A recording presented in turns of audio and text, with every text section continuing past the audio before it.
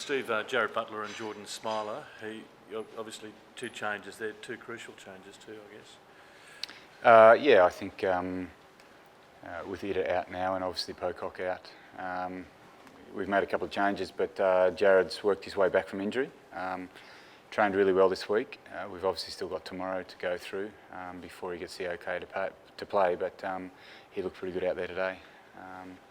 And then, yeah, Jordan's had a number of games coming off the bench and done a really good job, and I think he'll be quite comfortable in that position. When you say got to come through, I mean, it's just a captain's run, isn't it, tomorrow?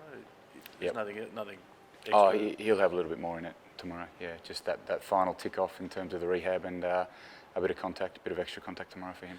Yeah. More likely to play than not. Yeah, well, he got through today, okay, so yeah, I mean, we're pretty hopeful that he'll be right now.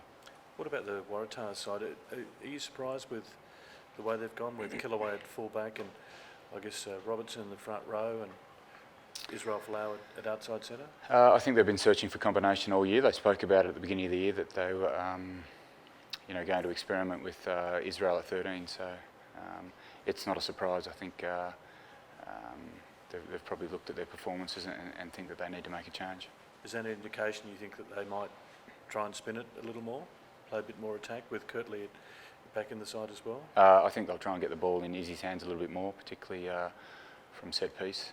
And then I think because he's a little bit closer to the action there, I think multi-phase he'll probably get a few more touches as well.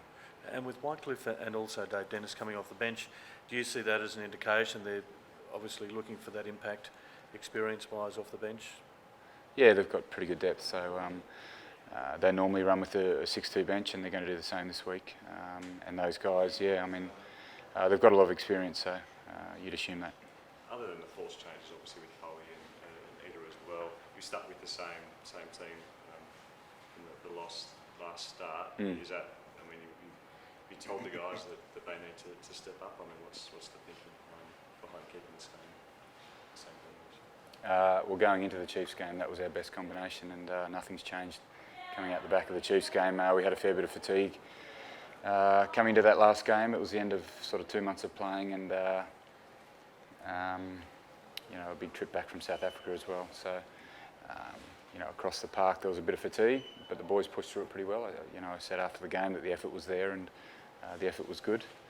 Our execution let us down a little bit, but yeah, I think that's been our policy that we've sort of settled on what we think is our best team, and it doesn't change just because a result goes against us. Have you noticed a little bit more of a spring step out there this week after that week off? Yeah, it was quite emotional early in the week. I think Ida came in on Monday, and yeah, it was very emotional in the team room, and that was hard for a number of guys. But we've spoken about that, and they certainly feel a lot fresher. Obviously disappointing on that Monday, but they certainly came back a lot fresher, and they've trained in a better headspace this week. When you asked Ida to hang around for the rest of the year, what was the thinking behind that, just to keep him involved, keep him around the group? Yeah, that decision will be Ida's.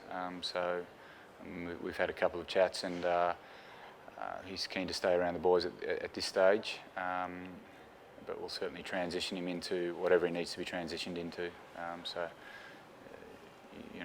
That's kind of the way we work down here. He's part of the family, and we want to make sure we look after him. How does the different back row change the way you play, or does it change the way you approach the game, or do you have to do things differently with Jared and Jordan instead of Howie and No, the skill set's still there, so we're not going to change anything, and I think that's what we do. We do all the work in the pre-season for to make sure the combinations are comfortable in the way that we play, whatever that combination is. And this week, like I said, I think Jordan's had really good experience this year already, and at number 8. And Jared has filled in before at number 7 and done a fantastic job for a whole season. So, we don't have to change anything in terms of the way we're playing. Those guys just have to fit into the style that we've been trying to put out there since round 1. JB's obviously done it before as well. He kind of seems to be able to step onto that stage whenever required, doesn't he? Oh yeah, that's the beauty of Jared. He's he's a class player. He's been here for a number of years now, and he's invaluable to the team, whether he's starting or coming off the bench. He certainly knows his role. He understands rugby. He's a very skillful rugby player. You got Michael Wells there just in case, I guess, if Jared doesn't pull up after tomorrow. Yeah, that would be the plan going forward, that if Jared's not right to go, then Michael will step in there, and we'll have Ben Hine step onto the bench. Steve, do you see this as a virtual final? Because you have a look at the context of the season with both teams. Is there a feeling that it's, that it's that important? Well, every game in Super Rugby is pretty much a final. That's the way we approach it. So we put everything into every game, and you certainly look at the structure of the competition, and you've got to make sure you're winning every week. So we approach every game the same. This is no more important or less important than other games, but we know there's always fierce rivalry between us and the Waratahs, so we'll get to that later on. I guess the way the Australian Conference is, though, you don't want to be playing catch-up, do you? You don't want to, let other teams in your own conference get ahead of you.